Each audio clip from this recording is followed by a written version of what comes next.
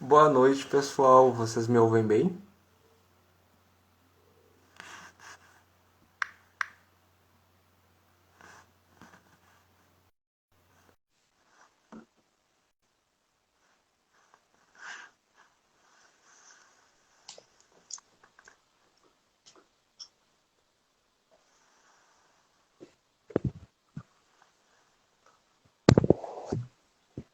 Fatinha, eu acho que tem que virar a câmera.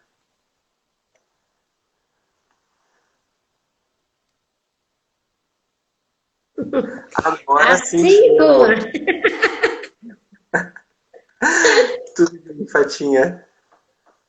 Isso é a falta de prática. Não, mas tá ótimo. É a primeira live do Cebi, é a nossa primeira live, Pronto, nós estamos estreando. super estreando. Não, olha só que momento.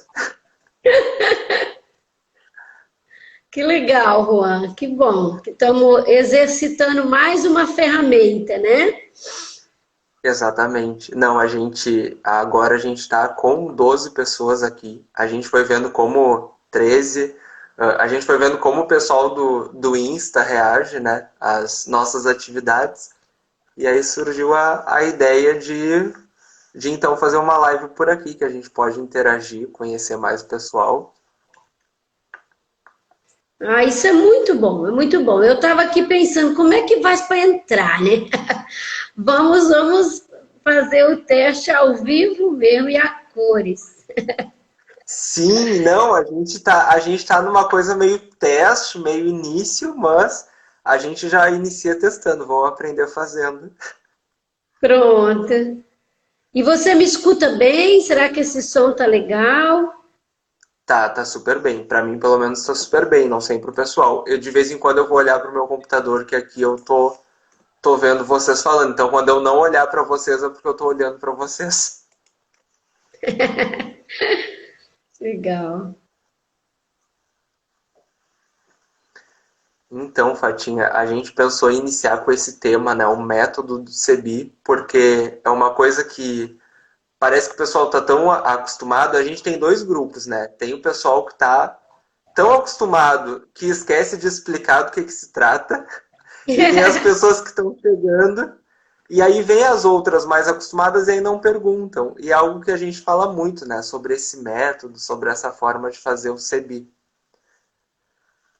Então, eu acho que a gente espera mais uns minutinhos que o pessoal tá Tá chegando. chegando? Uhum, tranquilo.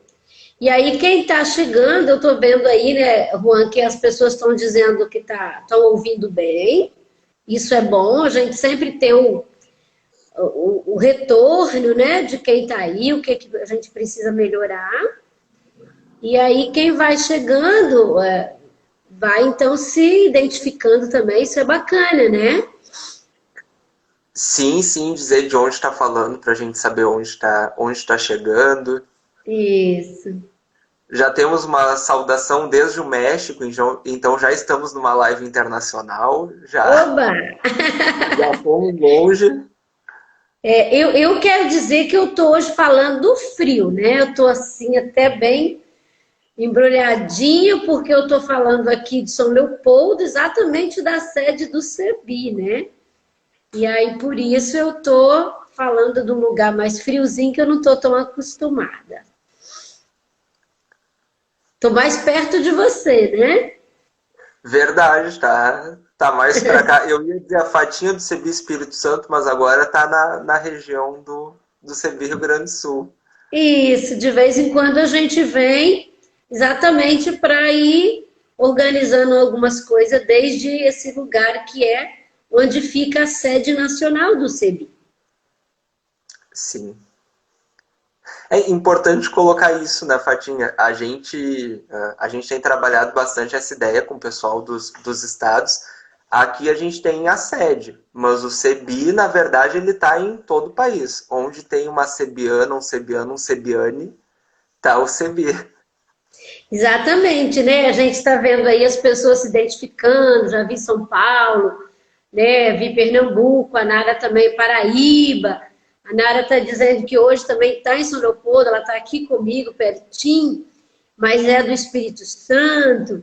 E aí a gente vai percebendo que o CEBI, na verdade, acontece, né? Ele acontece onde está uma pessoa que pratica esse método, essa forma de fazer leitura popular da Bíblia, que a gente vai trabalhar um pouquinho, né, enquanto o povo vai chegando, daqui a pouco a gente toma esse tema.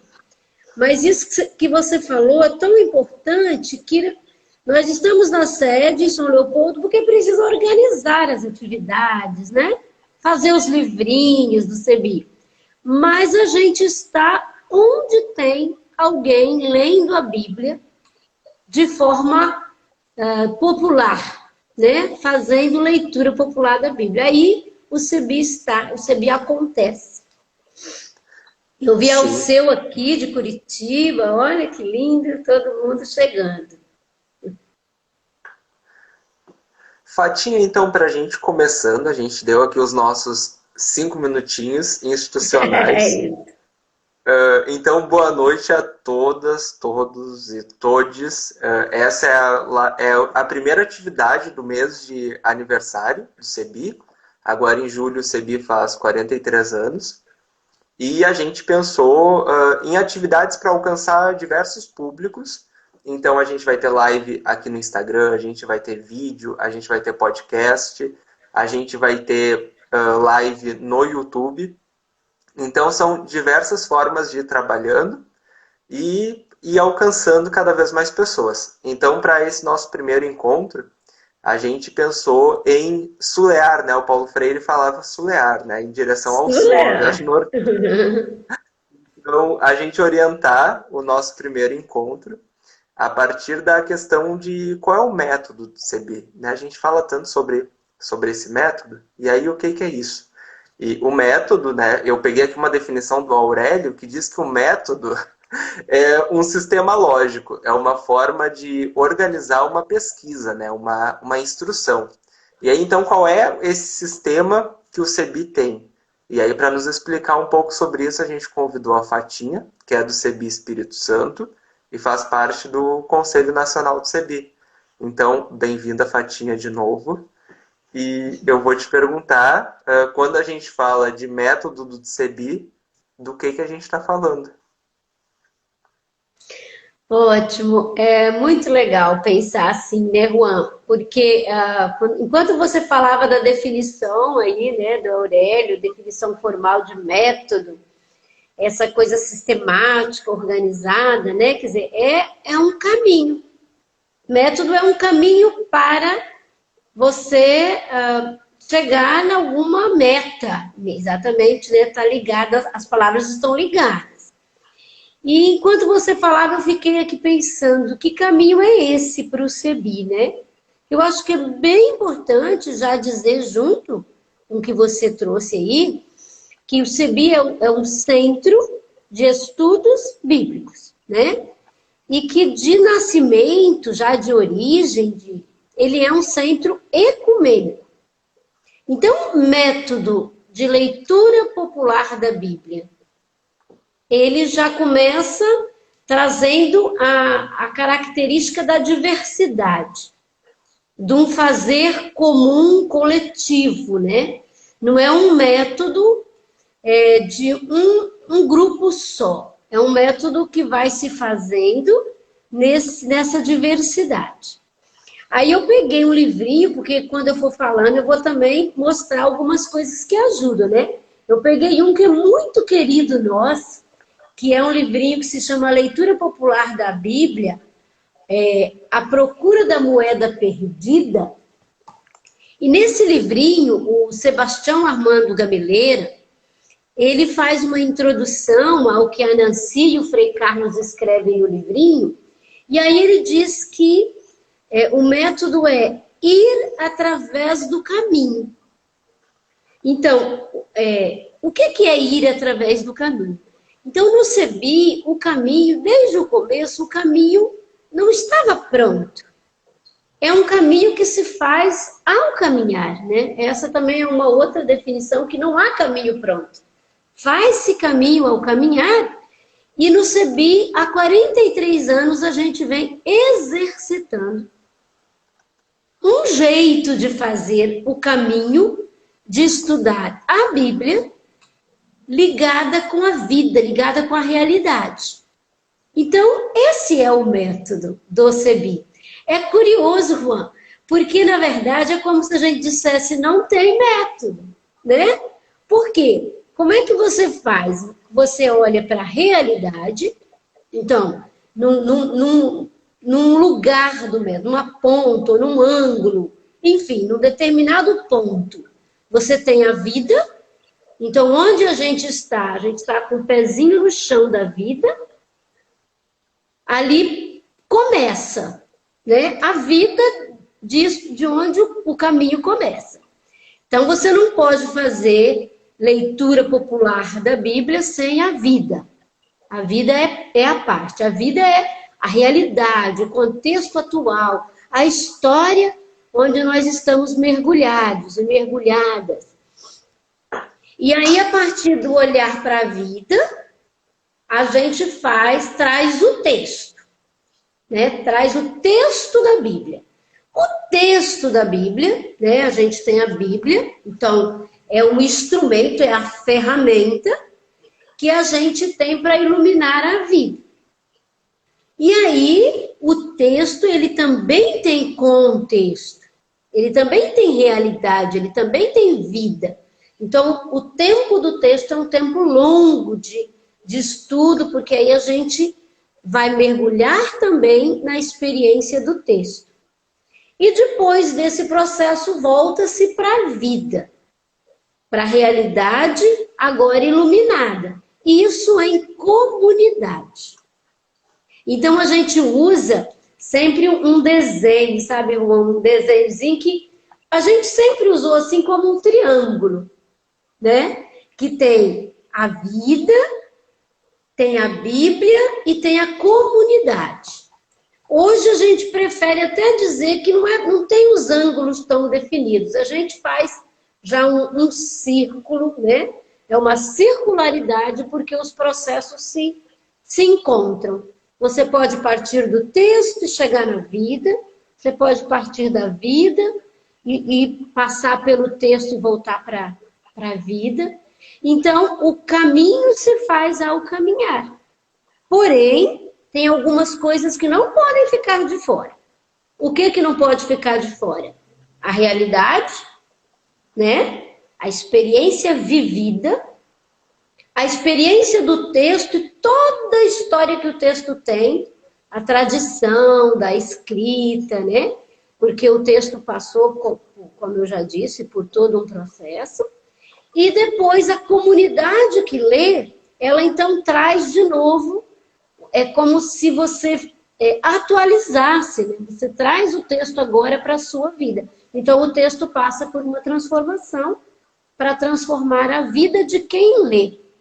Grande objetivo é que aquela palavra, que o mutirão que foi feito para que o texto existisse, transforme a nossa vida em mutirão hoje, na nossa comunidade. Então, tem coisas muito fundamentais que aí a gente pode desenvolver depois a partir das questões que você ainda tem. Mas, então, é um caminho que se faz ao caminhar. Vida, né, realidade, vida, Bíblia, comunidade. Esse é o método. Ele não é simples de vivenciar, porque nem a vida é simples, né? Nem o texto da Bíblia é simples, e o viver em comunidade também não é simples. Porém, ele fica muito bom de vivenciar esse método que o CEBI criou e vai recriando a cada dia, porque ele é feito ecumenicamente, comunitariamente e com linguagens simples que brotam da vida. Acho que para começar a gente poderia ter esses elementos. Sim, sim. Então, Fatinha, aí eu fico pensando, e eu quero reforçar aqui, pessoal, digam de onde vocês são, para a gente saber onde a gente está chegando. Logo no início eu já comentei que a gente já é uma live internacional, porque já tem pessoas do México aqui, né? Então, Fatinha, pela explicação que tu colocou, e quando a gente vai lá no site do CEBI, a gente acha no institucional, a gente sempre liga muito o CEBI ao espaço religioso, né? Mas a gente vê que parte da vida, né? O primeiro ponto é a vida. E aí lá no institucional do CEBI, a gente acha comunidades, grupos de pessoas não religiosos que são acompanhados, que se instruem a partir do CEBI. Então dá para dizer que o que caracteriza um grupo do CEBI é esse método, que envolve realidade e vida. A realidade é a Bíblia. Isso. Então, e por isso, Juan, é interessante que você falou, porque sim, passa pelas experiências religiosas, né? Pelas igrejas, vamos colocar assim. Porque é um texto, a gente chama um texto sagrado de algumas religiões, né? Ele é memória elaborada de alguns grupos religiosos e é lido né? Os textos sagrados que nós chamamos da Bíblia são de grupos religiosos e a ferramenta, a Bíblia, é usada nas igrejas cristãs, né? A gente tem a parte do Primeiro Testamento, que é também usada em grupos judeus, mas, no geral, todos os grupos cristãos utilizam desse instrumento. Então, as igrejas têm a Bíblia como a sua ferramenta, iluminando a sua caminhada litúrgica, pastoral. Porém, o CEBI, ele está assim, entranhado, aí, envolvido em espaços não religiosos, vamos dizer assim, né? Os movimentos sociais, populares, sindicais. E a gente está junto fazendo a experiência, e mesmo é interessante que às vezes grupos que não são de igreja pedem e entram em contato com o CEBI para fazer a experiência da leitura da Bíblia. Também grupos não cristãos, né? Religiões de matriz africana. A gente tem experiência de ler a Bíblia juntos e juntos de pessoas que também não praticam a religião cristã. Por quê? Porque essa experiência da leitura popular, ela possibilita a troca de saberes, a troca de experiência. E é fato, né? Todas as pessoas e todos os grupos, eles buscam uma prática da espiritualidade, uma vivência da espiritualidade. Então, para aqueles que não são religiosos, como você mencionou, grupos populares, né, de lutas sociais, vem porque a prática da educação popular, ela passa por esse mesmo caminho, né, do diálogo, do fazer juntas e juntos, os processos de libertação. E no nosso caso de grupos religiosos, independente do pertencimento, a gente também tem o dado da espiritualidade, que é muito importante no processo da leitura popular da Bíblia. Eu estou até aqui com uma vela, né? Porque eu pensei, não, em algum momento a gente tem que dizer isso. Essa luz que nos ajuda a percorrer os caminhos, a entender a realidade, a interpretá-la e também interpretar o texto da Bíblia. E aí a gente vai fazendo isso. Não está nada pronto, não tem nenhuma receita, mas aí voltando no método, o caminho ajuda a gente a chegar em algumas possibilidades, né? Alguns conhecimentos que vão gerar transformação. Agora, eu gosto sempre de dizer e gosto de viver isso. Quando você pensa que já entendeu tudo, ai que lindo agora esse texto ou esse livro que a gente estudou. Aí você vai em outro grupo e você começa a desconstruir e vai percebendo que você ainda não sabe, que você pode refazer todo o caminho, porque a realidade muda, o grupo traz novos elementos, né? E aí as novidades acontecem.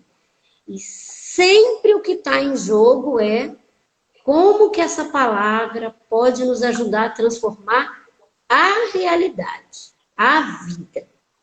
Se não chegar na vida, a gente corre o risco de ler um texto, fazer uma bonita interpretação, até uma exegese, e não chegar no objetivo que o CEBI pretende, que a leitura popular da Bíblia pretende. Sim, Fatinha, eu tô vendo aqui nos comentários, o pessoal tá comentando que tu tá com uma auréola. Então, olha que sinal bom para gente iniciar esse mês de aniversário, né? Temos a nossa primeira oradora está aureolada. Isso é bom. Claro, um ótimo sinal.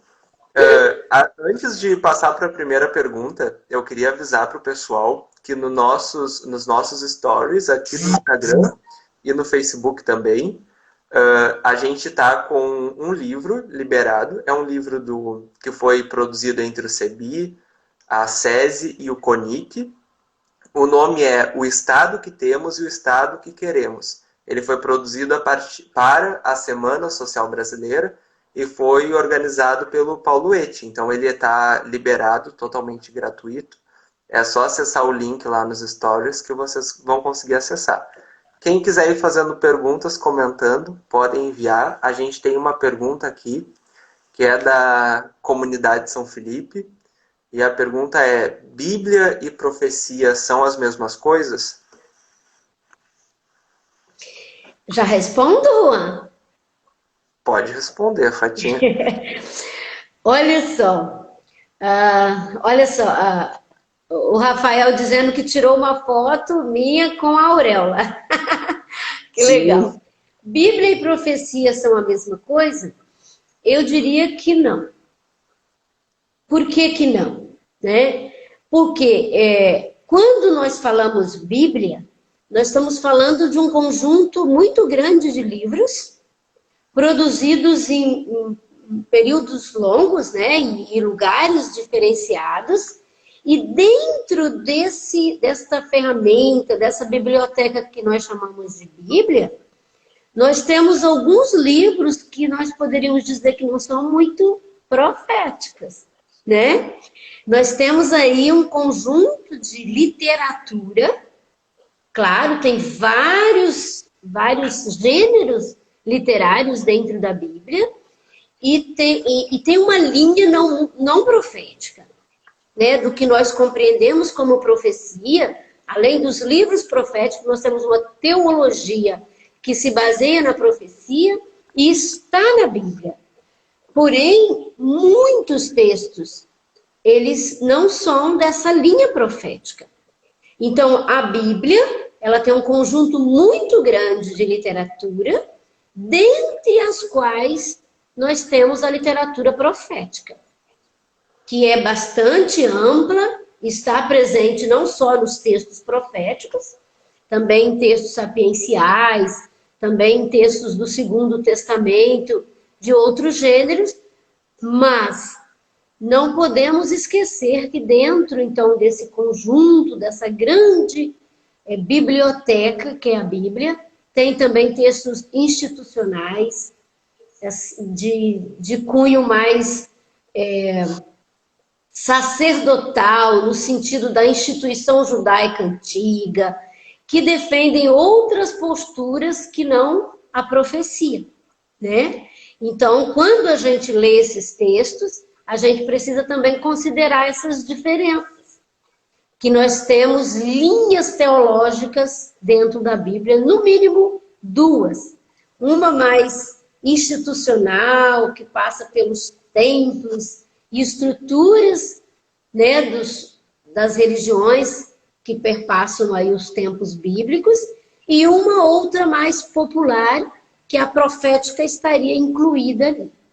Então, eu resumiria assim: não dá para dizer que é a mesma coisa. Bíblia e profecia.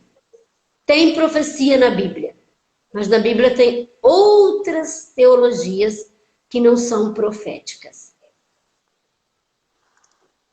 Sim, e é interessante como o método que o Sebi propõe, e é um método que, na verdade, é esse convite a olhar a partir da vida, né? Um Deus que se preocupa com a vida, e aí a gente vai compreender a Bíblia, vai fazer a profecia a partir desse olhar, pensando o que Deus, o que a Ruá Divina que sopra nas nossas vidas quer nos falar, né? E aí a gente vai tentando iluminar a partir do texto.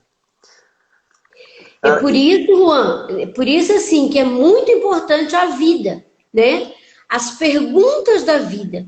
Nesse livrinho que eu mencionei, né, que a motivação é aquele texto de Lucas 15, que é a parábola da moeda, da mulher que tinha perdido uma moeda e encontrou a moeda e festejou. A gente gosta de utilizar essa parábola do perder, do identificar o que você perdeu, né, que isso faz parte do método, que é a realidade, procurar como a mulher da parábola que acendeu a lamparina, varreu a casa, mexeu com tudo, e quando ela encontrou a moeda que ela havia perdido, reúne as amigas e vizinhas e faz uma festa.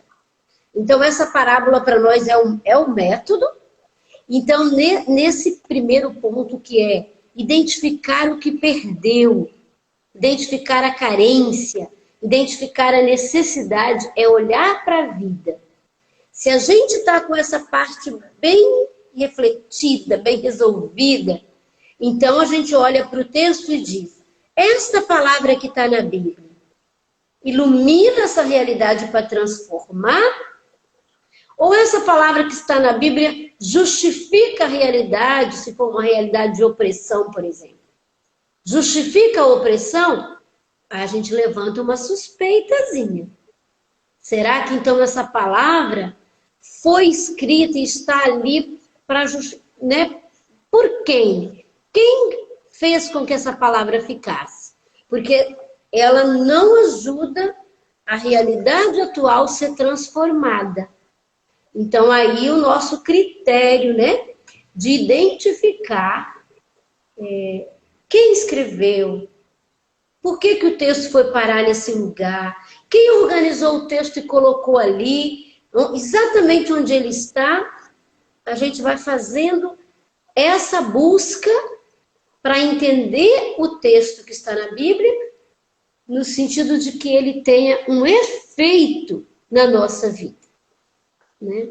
Mas desculpa, eu te cortei aí para falar isso. Não, tá ótimo. O Alceu colocou um comentário, inclusive na Bíblia, tem temas que não tem nada de profético e nem de teológico. Daí o convite ao discernimento quando estudamos a palavra. Então, o discernimento, como tu colocou, a gente faz a partir daquilo que promove ou não a vida. Eu diria até o seu, né, já que você trouxe, um abraço para você, para Carla, que estão aí em Curitiba. Eu diria o seu que teológico pode ser, porque teologia não tem uma só, né? Nós temos muitas teologias. Então, tem teologias na Bíblia que não são proféticas, mas tem as teologias que a gente, né, entende como profética no sentido da libertação, da denúncia e do anúncio.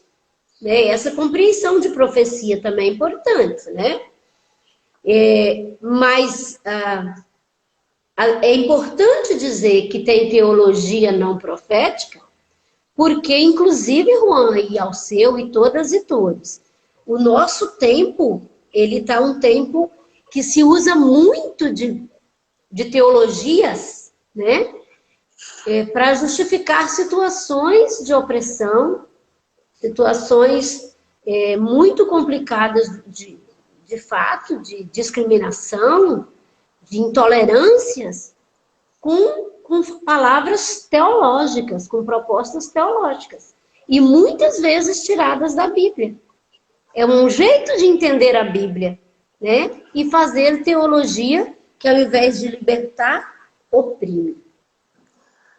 Eu fiquei curioso agora que a Franca colocou ali teologia do pano. O que é teologia do pano? Mas Eita! Acho que é já é. bom. É o Kelson. O Kelson, fala aí o que é a teologia do pano. Escreve aí. A gente vai falando e vai esperando você dizer para nós. Está muito atual, ele falou. É interessante, Fatinha, que quando a gente estuda a Bíblia e a gente vai para a realidade, para o dia a dia, e quando a gente vê pessoas que buscam falar a partir da Bíblia, essas pessoas colocam de lado temas que na Bíblia são centrais. Né? E aí eu lembro de Isaías 58, quando Deus coloca, né, o cuidado com o próximo acima de todos os ritos. Eu lembro da mensagem de Jesus no Evangelho, que completamente coloca a questão da relação com o próximo no centro. E aí, por que isso acontece? E isso acontecia também no contexto de formação da Bíblia? Sim, sim, Juan. Esse processo de interpretação, ele sempre existiu. Né? A gente vai acompanhando nos estudos, né? Quem está aqui com a gente, muita gente de fato nos acompanha aí, eu vi muita gente do Espírito Santo, vi de vários lugares aqui, abraços a todas e todos. Então, a gente vai compreendendo os processos de composição do texto. Então, uma coisa é quando se fez e se faz ainda a memória popular, né? Então, como que o povo que foi elaborando os textos bíblicos vivenciou a sua experiência com a divindade, e nem texto bíblico ainda tinha, não tinha nem escrita, ia contando, cantando, celebrando a vivência com a divindade, que inclusive não era uma só, né? Com as divindades da colheita, né? Da vida, da criação, e foram elaborando suas pequenas histórias, né? O seu caminhar com as divindades, com as deusas e os deuses, que eram ligados à vida, à manutenção da vida. Então, isso é um processo de elaboração. O outro processo que foi gerando textos escritos é exatamente quando, a partir dos palácios, a partir das experiências dos reis, começa a colocar por escrito o que foi vivenciado e contado. Muitas vezes se partiu da experiência contada e celebrada e se elaborou um texto escrito, e aí é uma teologia, né? E esse texto, então, vem misturando aquilo que foi a experiência popular, que ficou meio suplantada, meio coberta, e aquilo que se queria dizer com a releitura feita dos poderes para, muitas vezes, oprimir o povo e justificar. Então, isso é muito dos palácios, né? Dos reinados. E aí vai chegando naquilo que você traz de interpretar, mesmo quando o texto é libertador, quando você lê ou na profecia, ou mesmo em Jesus, que tudo tem a ver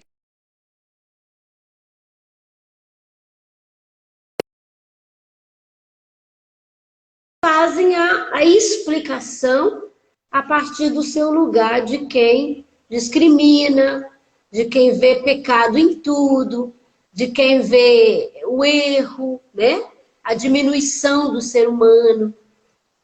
Mas exatamente porque o processo da Bíblia tem esses altos e baixos.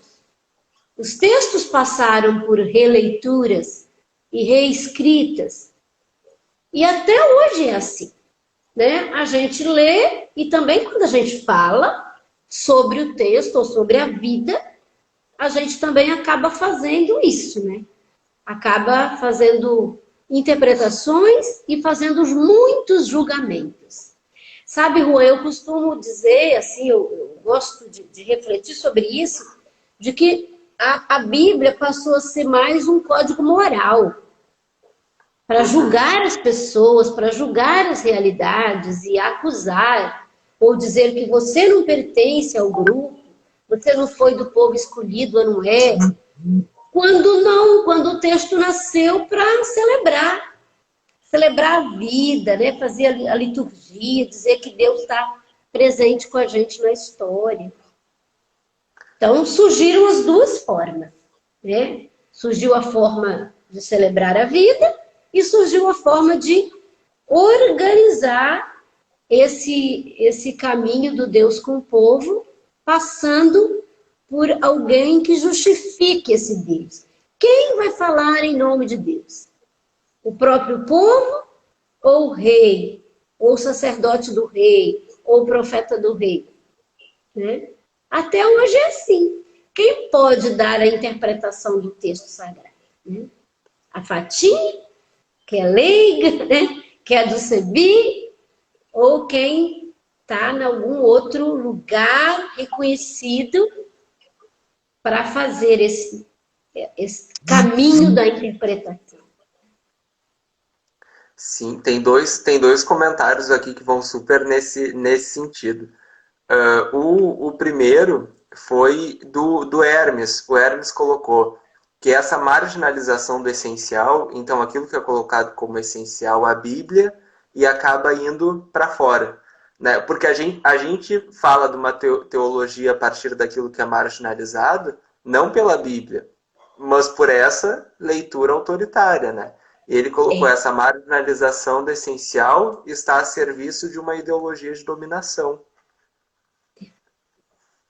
É isso mesmo. Então, a cooptação, né? A gente usa muito, hoje você falava da cooptação também para os movimentos sociais, para a liderança. Cooptou-se o texto sagrado, a palavra de libertação, e aí ela ficou amarrada dentro das estruturas para legitimar situações, né? E ela entrou nas nossas vidas, no nosso caso aqui no cristianismo, né, nos grupos que seguem essa perspectiva cristã, ela entra de uma forma também libertadora no começo, com o próprio Jesus e a leitura que ele fez com as primeiras comunidades, depois dele, né? Mas não passou muito tempo, ela foi amarrada de novo. Então, aí, a interpretação, que já tem lá 2000 anos, a gente vai sempre nesse embate. Como é que lê? Lê para quem? Quem faz a libertação? Então, o nosso desafio nesse caminho da leitura popular, ele é grande.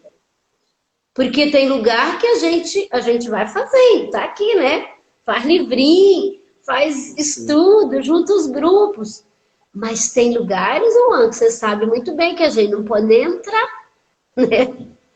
Porque essa leitura ela não é bem-vinda em todos os lugares. Sim. E coisa interessante, que hoje o nosso instrumento, né, de iluminar, de que a Bíblia foi cooptado. Mas se a gente vai na própria Bíblia, ela mesma relata o caso da Arca da Aliança, que estava lá com o povo e o rei disse, não, agora vai ficar no templo. Vocês, né, não cheguem mais. Mas, como diz o padre Júlio Lancelotti, Deus insiste, né? A gente prende ele num lugarzinho, quando vê ele já correu para baixo da ponte e... Isso mesmo. Isso é o bonito, né, Juan? É o bonito desse processo. A gente pensa que prendeu, mas não prendeu. Só que até reconhecer que ele saiu e fugiu, essa divindade, essa experiência divina que não está presa, porque a gente não tem esse poder de prender, produz-se muito estrago, né? Vamos dizer assim, essa tentativa de amarrar a palavra, de prender a divindade, ela vai produzindo estragos. e ela vai produzindo sofrimentos, né? Porque tem muita gente que se sente oprimida, que não se sente acolhida nos espaços religiosos, né? Em vários espaços, vamos colocar assim, se sente acolhida em outros, né? Mas não se sente acolhida. Porque às vezes esse lugar ficou um lugar, como a gente comentou antes, e alguém reforçou aí no comentário, moralizou-se, né? Então, ao invés de acolher, separou. E isso está dentro do texto e isso está na interpretação do texto. Então, o nosso processo do método do CEBI, que faz a desconstrução, né, na leitura feminista da Bíblia, que nós vamos ter depois com a irmã Teia, a gente fala da suspeita, né, do caminho que a gente faz, que é da suspeita. É de fazer perguntas suspeitando do que está escrito. Que tem gente que acha que é ruim, mas não é ruim. É muito importante fazer pergunta para o texto. Fazer todas as perguntas que a gente quiser e puder. Porque aí sim, o texto vai chegando para perto da gente e nós vamos no processo de tirando os tijolinhos que foram usando para formar o texto. A gente vai tirando e vai chegando no que é a palavra, de fato, da memória popular. E depois a gente vai colocando de novo os tijolinhos, reorganizando tudo, para que o texto fale para nós hoje. Como que a Bíblia fala hoje, né? Então, naquele triângulozinho que eu mostrei, que pode não ser triângulo, pode ser círculo, o que está bem no centro é assim, Deus fala hoje. Deus fala hoje como? Deus fala hoje se a gente considerar esses elementos. Vida, com tudo que tem. O texto da Bíblia, com tudo que ele tem, né, de história, de tradição, de etapas, e com a comunidade que lê. Aí, Juan, é legal isso. Nenhum grupo lê o texto igual. Né? Nenhum grupo. Eu leio o texto nesse corpo de mulher. De fatinha, mulher, professora aposentada, né? Revoltada com o prefeito de Vitória, que tirou direitos aposentados, das aposentadas, enfim.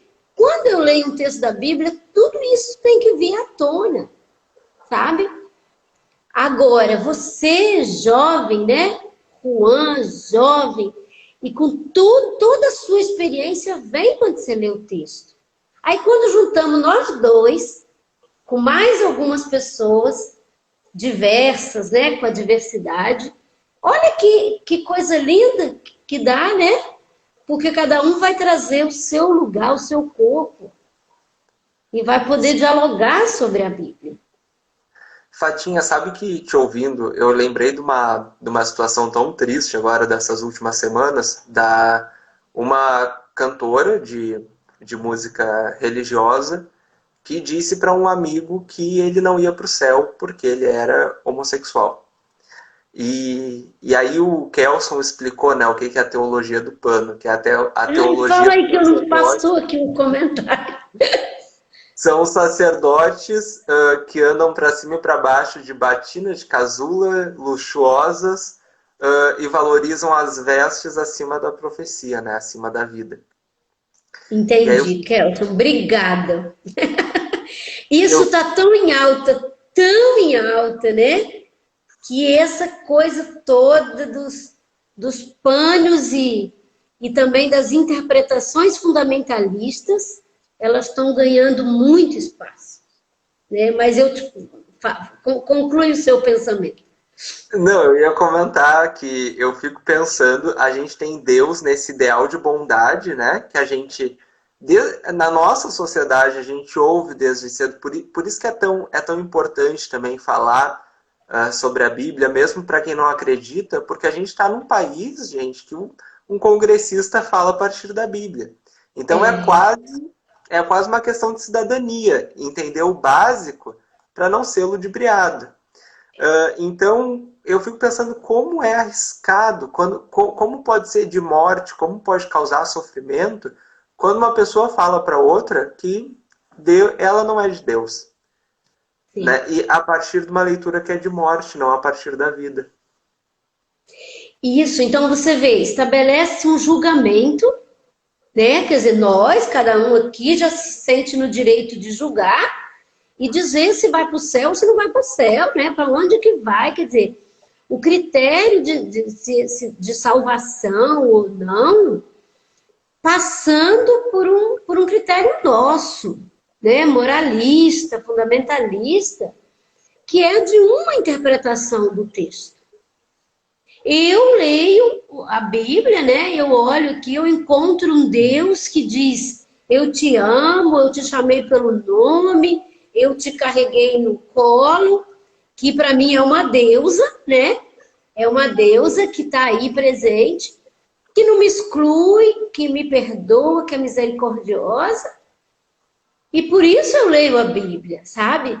Eu gosto de ler, mas eu sei que dentro dela vai ter horas que tem um Deus muito cruel, vingativo e ciumento, enfim. Tá aí o texto também, mas eu não vou me apegar nesse texto para eu julgar os outros, porque senão eu tenho que usar para mim também, né? E normalmente quem julga o outro não faz auto-julgamento, não. Faz só, se coloca no lugar do puro, né? E certo, e julga outra pessoa, seja por sua orientação sexual, seja, né, nós mulheres, né, Juan, e cada um que nos acompanha, nós mulheres temos a nossa vida ceifada a cada dia, violentada a cada dia, porque muita gente lê a Bíblia e entende que a mulher é menor, é inferior, não está no mesmo lugar, na mesma dignidade. Porque lê o texto que desde a Eva nós somos culpadas pelos erros do mundo, né? Veja, são interpretações do texto. Eu posso ler e ver que não.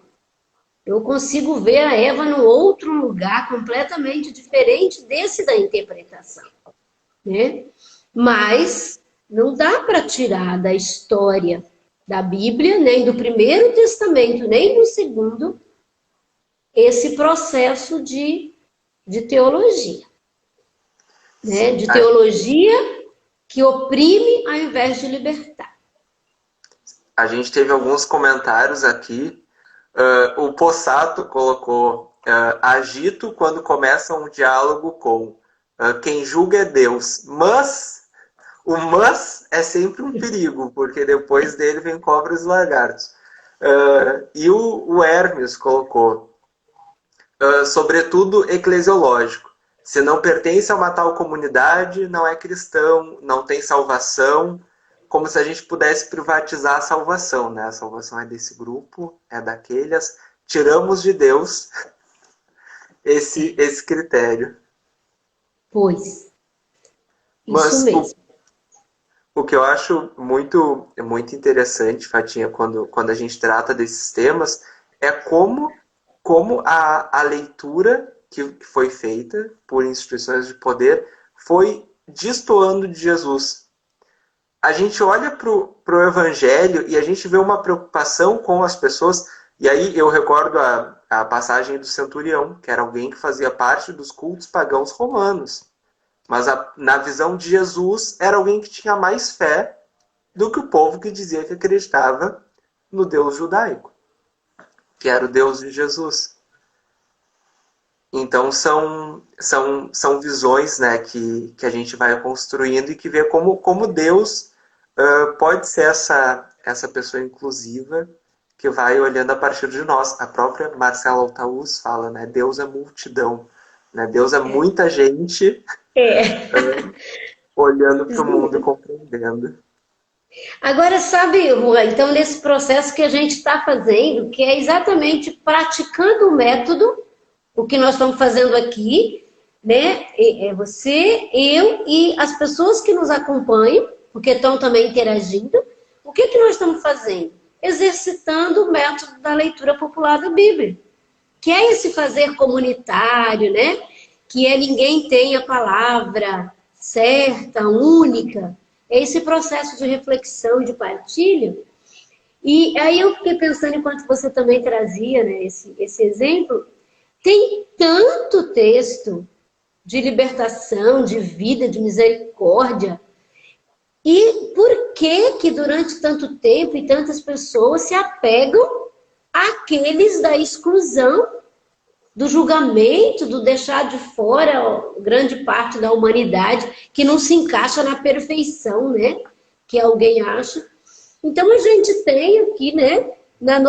Nesta Bíblia, eu estou aqui com essa tab grandona aqui, essa tradução ecumênica, que a gente tem esses 73 livros, né? Que são os que estão ali nas Bíblias gregas grega e hebraica, considerado como os livros canônicos, canonizados, inspirados, mas tantas outras literaturas que nem estão nesse livro, mas que também foram produzidas pelos grupos, pelas comunidades, e em todas essas produções de textos que partiram da vida, a gente,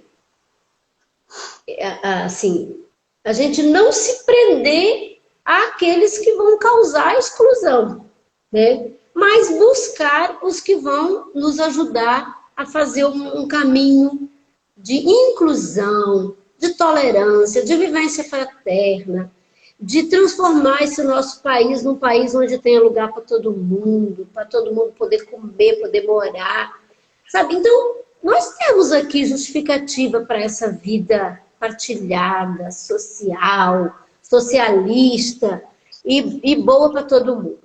Então, para que a gente vai se apegar? Agora, eu falo isso, mas aí a gente não pode, assim, perder de vista que, por exemplo, a gente fez uns cursinhos, né? Aí acompanhamos junto sobre o livro de Josué. Já estudamos bem, já tem livrinho aí, o povo todo está no Brasil inteiro lendo, porque para a Igreja Católica Romana, né, para a ICAR, o mês da Bíblia, em setembro, lê esse ano esse livro. Então, esse livro, por exemplo, ele tem várias possibilidades de interpretação. Você pode ler e pegar totalmente a exclusão, a intolerância religiosa e pôr em prática que ele justifica. Mas você pode encontrar ali também toda a memória popular da terra partilhada, sabe? Das decisões coletivas, das assembleias que se juntavam para tomar as decisões, o povo de Deus que dividiu a terra, enfim. Qual vai ser a nossa escolha, né?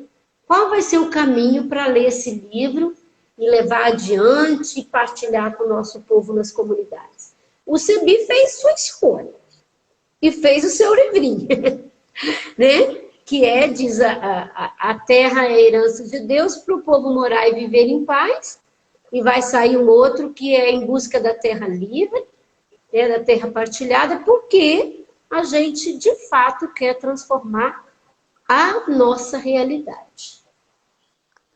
Fatinha, sabe que eu estava lembrando de uma figura agora que eu acho que ela é bastante ecumênica, ela agrada a todo mundo, porque ela virou santo para a Igreja Católica Romana e para as pessoas, né, protestantes históricas, ou mesmo para outras denominações, ela é lembrada para dizer, olha, a instituição não pode julgar dessa forma, que é Santa Joana d'Arc, né, uma mística que teve aquela vivência, uma mulher, né, e aí quando a igreja a igreja romana inicia os debates com Lutero diz, olha, mas o tribunal da igreja não tem autoridade divina, porque ele condenou uma pessoa que depois reconheceu como santa.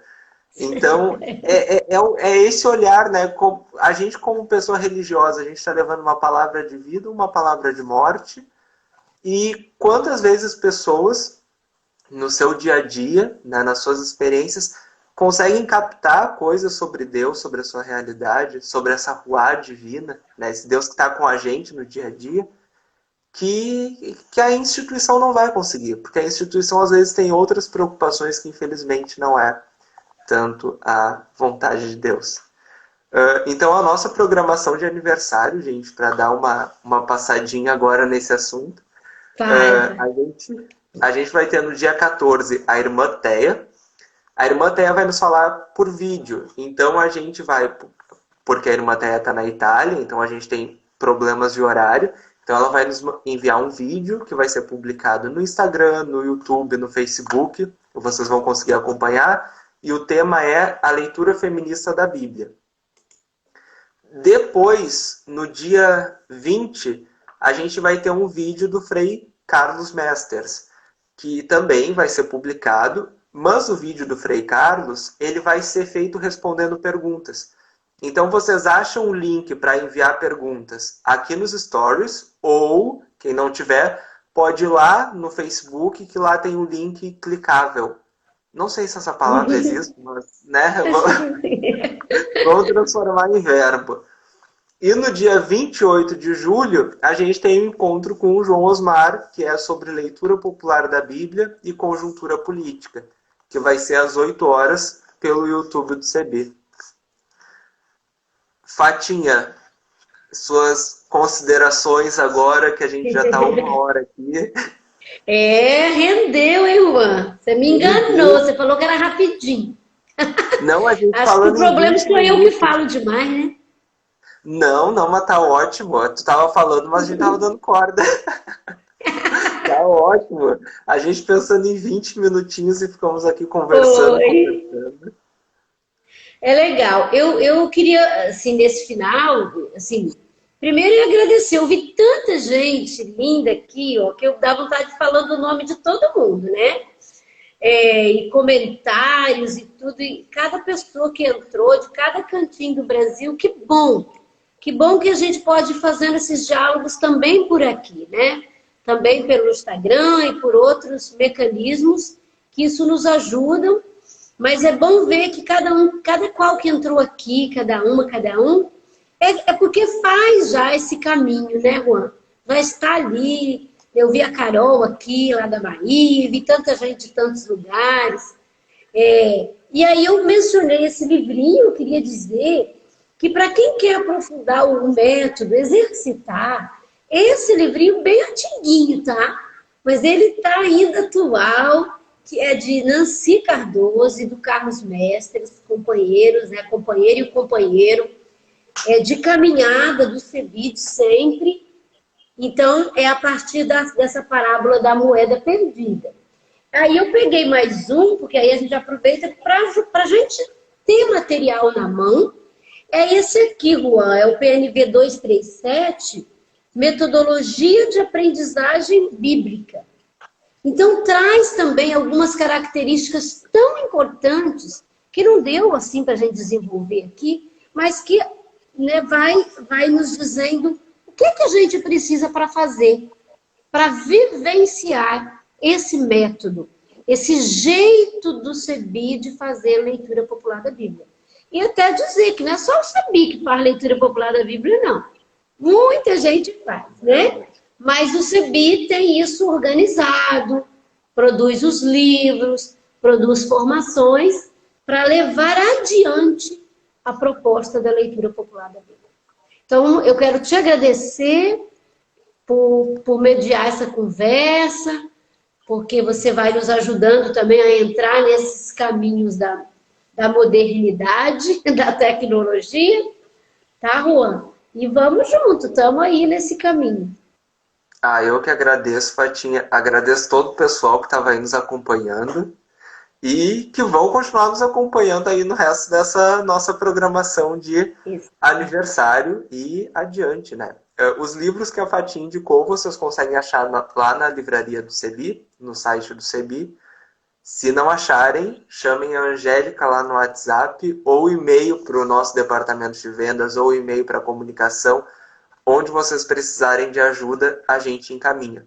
Eu acho interessante lembrar que quando vocês entrarem na livraria do CEBI, vocês vão ver que a maioria dos nossos livros, eles têm um valor muito baixo. Porque a prioridade do CEBI, o CEBI não é uma instituição que pensa no lucro. A nossa questão é produzir um material para ajudar os grupos de base populares Então vocês vão receber, às vezes, um material super bom e pensar, nossa, por esse precinho. É porque a nossa preocupação não é a questão do lucro. Eu quero encerrar, então, com um poema que está no nosso livro Poetizar, que foi escrito pela juventude, né, por jovens. E é um poema da Marina de Oliveira Delmontes. E o nome do poema é Arriscar. Quem um dia pensou que estaríamos iguais aos passarinhos que o canto da liberdade aprisionou? Mas a natureza tem dessas coisas, reverter o caos e se impor. Cada minha varanda vejo pardais, canarinhos, bem-te-vi, beija-flor e urubus. Um pia aqui, o outro pia acolá. Um se achega e cria espaço, o outro voa para outro lugar. Cada um fazendo de seu som uma arte para quem isolado está. Enquanto a brisa vem chegando para compor com o rosto um aconchego a nos acalentar, no céu cinzento indicando que uma chuva vai chegar, as andorinhas se inventam, bailarinas sob o olhar que aprende a admirar. Faz rodopio, ginga e me convida a dançar. Não é uma, não são duas, nem três. A arte passarinhando vem arriscando mais uma vez para dizer que a vida no coletivo deve apostar. Lá se vai o dia, a noite já vem caindo, e como diria Mário Quintana, eles passarão, eu passarinho. Achei esse poema lindo para a gente pensar sobre o olhar a partir do coletivo, dessa necessidade de liberdade, desse olhar de morte, mas a gente quer olhar a vida, a gente quer olhar a liberdade, e a gente quer pensar com esperança no amanhã. Fatinha, muito obrigado, pessoal que nos acompanhou. Beijão, boa noite e até outra oportunidade. Tchau, tchau. Tchau.